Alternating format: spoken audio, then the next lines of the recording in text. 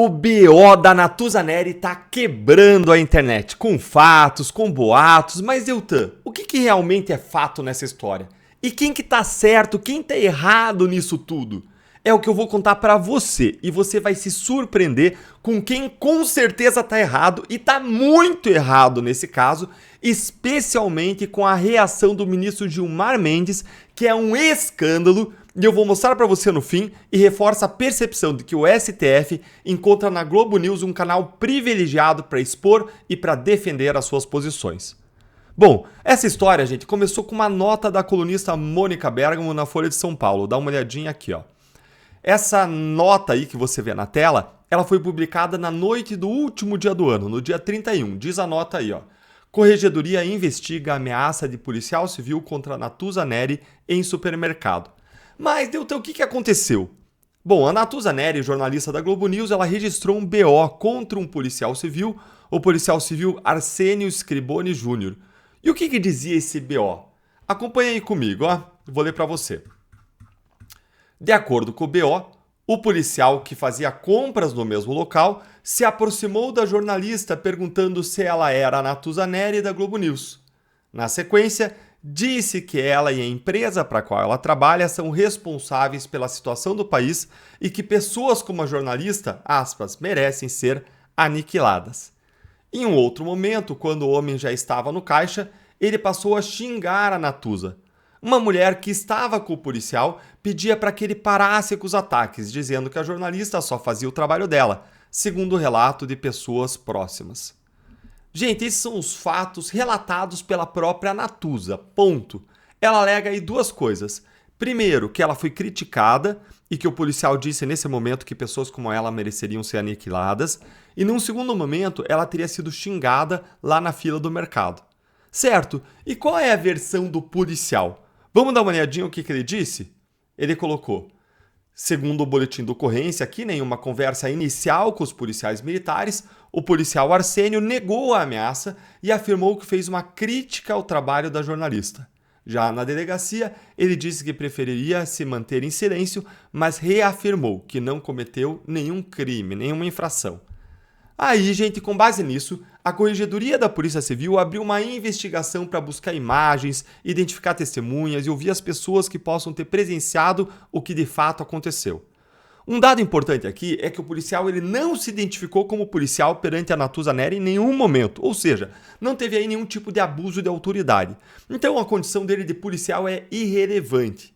Foi um bate-boca entre duas pessoas comuns. Além disso, depois se revelou que a pessoa que estava lá com o policial no caixa do mercado era sua esposa, ou seja, ele estava lá com a esposa fazendo compras.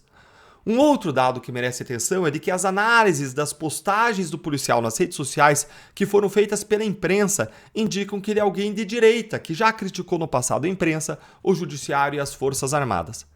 A partir daí, o policial passou, gente, a ser massacrado, com pedidos de que ele fosse responsabilizado e punido, que vieram esses pedidos das mais altas autoridades do país, ligadas ao consórcio. Por exemplo, vieram pedidos aí do ministro Gilmar Mendes, de um STF que está em lua de mel com o governo Lula, e eu já vou mostrar para você a manifestação do Gilmar Mendes. Veio o pedido do ministro da AGU, Jorge Messias, veio o pedido do ministro do TCU, Bruno Dantas, manifestações públicas deles no Twitter, pedindo a investigação, a responsabilização. Bruno Dantas, aliás, estava lá no jantar de lançamento da pré-candidatura de Lula na última eleição. De um outro lado, muita gente da direita passou a questionar esses ataques ao policial, diante do fato de que, por enquanto, você só tem versões em investigação. E depois do que aconteceu no aeroporto de Roma, meu amigo, a direita está muito, mas muito ressabiada com essas apurações contra a direita.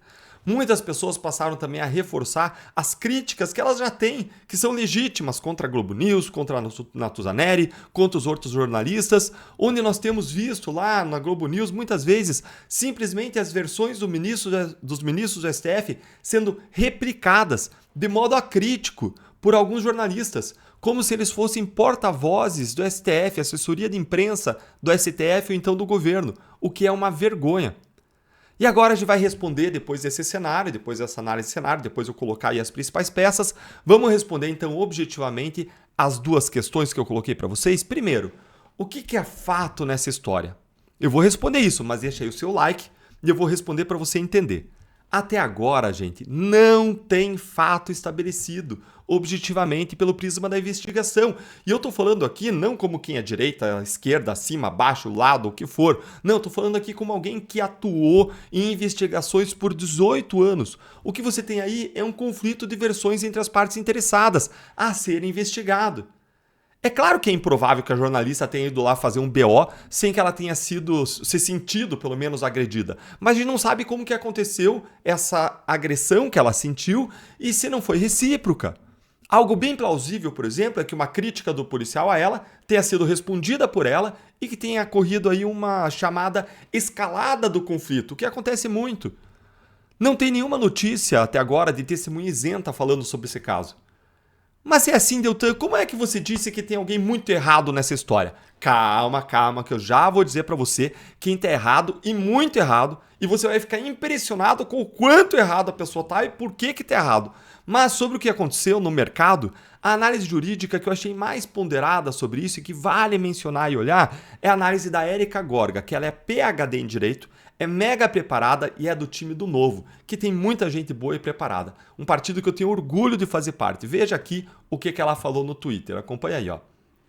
Sobre o caso Natuza Neri. Acompanha aqui, ó. Se um policial se pronuncia verbalmente... Deixa eu ver se eu consigo aumentar aqui. Pronto. Se um policial se pronuncia verbalmente em supermercado fora do local e horário de trabalho e fora do exercício das suas funções, ele age enquanto cidadão comum e, portanto, questiono se caberia qualquer investigação da Corregedoria de Polícia. 2. Antes de ser policial, o homem é um cidadão comum brasileiro e também é telespectador e, nessas condições, ele pode manifestar livremente críticas à atuação de quaisquer pessoas, especialmente jornalistas conhecidas por criticarem frequentemente a categoria dos policiais, de modo a desonrar a reputação de toda uma classe. 3. A própria Constituição assegura o pleno exercício da liberdade de expressão e da crítica a serem exercidas por quaisquer cidadãos, independentemente de serem policiais ou não. É essa mesma liberdade de expressão que a jornalista Natuza exerce diariamente na TV quando critica os policiais. 4. Dizer que pessoas como jornalista merecem ser aniquiladas é uma força de expressão corriqueiramente usada por quem expressa opiniões discordantes. Aliás, vários políticos já se manifestaram no sentido de aniquilar seus opositores e nunca foram punidos. Se a expressão verbal é isolada, dita no calor de uma discussão, sem a tomada de nenhuma ação ou ato preparatório, evidentemente não pode ser considerada como uma ameaça no sentido criminal de fazer com que o outro seja literalmente aniquilado, ou seja, morto. Gente, é claro que aquele policial não ia matar a Natuza lá, não tinha um plano de matar. Eu também não consigo ver como ameaça, como bem coloca a Érica aqui. 5. Há que se distinguir expressões de uso figurado das expressões de uso literal. A língua portuguesa é rica em figuras de linguagem, e o direito sempre as reconheceu como tal.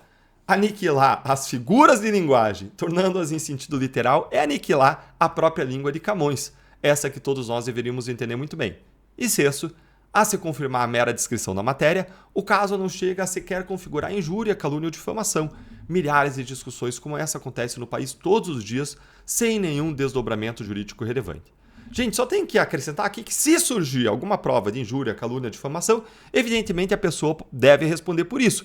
Mas essa é uma importante ressalva que cabe de lado a lado. Pode ter acontecido de lado a lado esse tipo de injúria, calúnia, difamação e mais. Se aconteceu, é um crime de menor potencial ofensivo. Quem diz não sou eu, é a lei. É um crime com uma pena baixinha. Acontece transação, a pessoa nem é acusada criminalmente. Mas, Deltan, quem que tá errado então nesse caso que você disse que tá errado? Gente, errado e muito, muito errado tá Gilmar Mendes.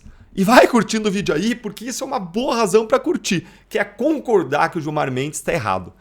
Gente, nós não temos ainda os fatos estabelecidos no episódio do mercado, mas sobre o que aconteceu depois do episódio do mercado, nós temos sim fatos claros, estabelecidos, provados, como esse fato aqui que eu vou mostrar para você. Olha esse fato. É a postagem de Gilmar. Pronto. O ataque sofrido por Natuza Neri, diz ele, em razão do simples exercício diário de seu ofício, exige pronta resposta do poder público, em especial dos órgãos de persecução criminal. Gente, Gilmar está errado, e está muito errado, como de costume, por pelo menos 4 razões. Primeiro, porque quando incomoda ele e a jornalista aliada, e ele ataca... Melhor, dizendo, primeiro, porque quando ele quando incomoda a imprensa aliada a ele, aí ele reage assim. Agora, olha aqui esse tweet aqui que mostra a imensa hipocrisia dele, ó. Olha isso aqui, ó. Quando a crítica é contra um jornalista, quando existe mais, não é uma crítica, nem uma agressão verbal, uma agressão física. Alguém deu um tapa no peito de uma jornalista e quem fez isso foi um segurança de Nicolás Maduro. Aí não tem manifestação do Gilmar, né? Aí não tem.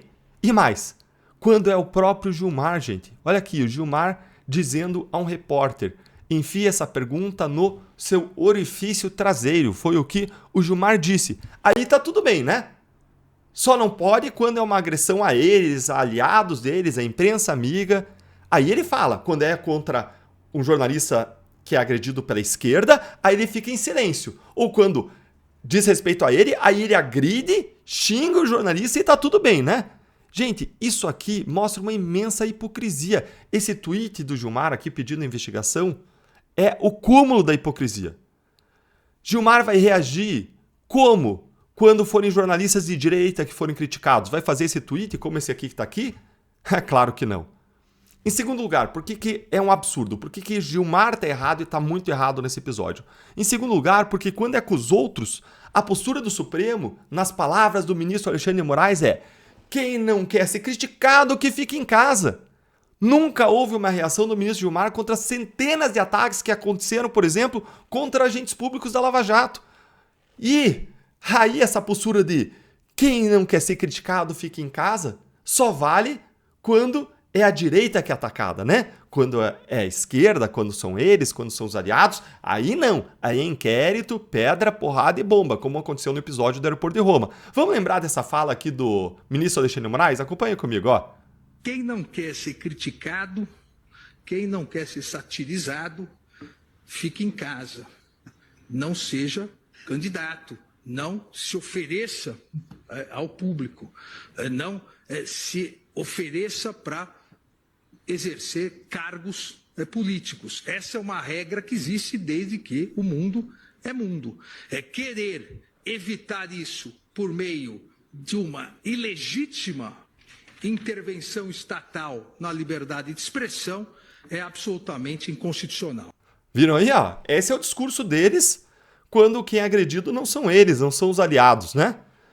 Gente, em terceiro lugar, Gilmar tá muito errado, porque ele defende a presunção de inocência só para os outros, só para os corruptos, só para os amigos. Quando é um policial, aí não. Vejam só, olhem o tweet dele, vejam o absurdo que já tá no começo. Veja que quando é o policial, aí não é um suposto ataque, uma suposta corrupção. Não, aí ele já tá cravando que houve um ataque a jornalista. Cadê a presunção de inocência que ele dá até a última instância, infinitos recursos, até a prescrição, até a impunidade dos corruptos? Cadê? Não, porque pro policial não tem, né? Aí pro policial não é suposto ataque, possível ataque. Não, aí é o ataque sofrido. Ele já tá estabelecendo um fato. É que nem o episódio lá do aeroporto de Roma. Tudo já é dado como comprovado antes do início da investigação. Fica parecendo que o ministro do Supremo agora até advoga para jornalista. Em quarto lugar, gente, Gilmar está absurdamente errado porque um juiz não pode falar sobre casos que ele pode vir a julgar. E se o caso bater no STF? Ah, meus amigos, eu tenho certeza que o Gilmar, seguindo a escola do Alexandre de Moraes, não vai se declarar como impedido. O que fica aparecendo nessa história toda é que o ministro encontra na Globo News um canal privilegiado para ele expor suas posições e defender um STF aliado do governo Lula. E agora o ministro está sendo recíproco, ele está reciprocando, ele está agindo como advogado da jornalista da Globo News. Ele está simplesmente retribuindo um favor. E é por isso, gente, que a gente precisa apoiar o jornalismo que é sério, que é isento, que é independente, como aquele que a Gazeta do Povo faz. Lá na Gazeta do Povo não tem jornalismo de porta-voz e autoridade, mas sim tem um jornalismo crítico à atuação do governo Lula, dos ministros do Supremo. E eu sou grato à Gazeta, por onde eu me informo há anos e por ter o patrocínio nesse canal, propiciando vídeos como esse aqui gratuitamente para você. E é por isso que eu peço que você assine a Gazeta. E para quem acompanha o canal, tem um link promocional que eu vou deixar na descrição. Vou colocar também aqui que você vai poder clicar, mas vai estar na descrição do vídeo para você conseguir assinar pagando apenas R$1 por mês nos primeiros 3 meses e cancela quando quiser. Basta você entrar no link gazetadopovo.com.br/Deltan. Eu vou deixar o botão aqui, vou deixar o link para você e você pode ver a tela aqui que você vai encontrar. Aqui, ó, assine a Gazeta do Povo e tem acesso ilimitado a jornal que pensa no Brasil. Gente, eles não recebem R$1 de patrocínio público. Por isso que eles não saem defendendo o governo Lula, STF, não. Eles fazem questão de ser sustentado por você, para defender você, a sua voz. Quem paga tem privilégios. Se você paga como cidadão, se nós pagamos, a gente tem o privilégio de ser representado por um jornal que tem pautas, valores, visão de mundo conservadora e de direita. E para finalizar, gente, a pérola de sabedoria que eu quero deixar aqui hoje, nesse vídeo, é uma pérola de Jesus, de Mateus 5, que diz: amem os seus inimigos e orem por aqueles que os perseguem. Quem diz não sou eu, é Jesus. A mim, como discípulo, cabe cumprir, cabe obedecer, baixar a orelha e obedecer. Então, gente, o que eu tenho aqui hoje é critiquem sempre o governo Lula, critiquem o STF, como eu critico todos os dias. Várias pessoas me encontram dizendo: nossa, como você é corajoso. Tem que criticar mesmo. Tem que criticar todos aqueles que destroem o nosso país na nossa perspectiva. E critiquem duramente, com argumentos, falando dos fatos, das pessoas, mas sem xingamentos. E eu não acredito que xingar seja o melhor caminho para melhorar o nosso país ou mesmo melhorar o ambiente ao nosso redor. Pelo contrário, eu acredito no poder do amor, da indignação e da luta por justiça, com união de esforços, como a gente faz aqui, com estratégia e com perseverança. E se esse vídeo ajudou você a entender melhor todo esse episódio da Natuza Neri, quem está errado, o que está acontecendo, deixa aqui o seu like e conta para mim nos comentários o que você está achando dessa treta.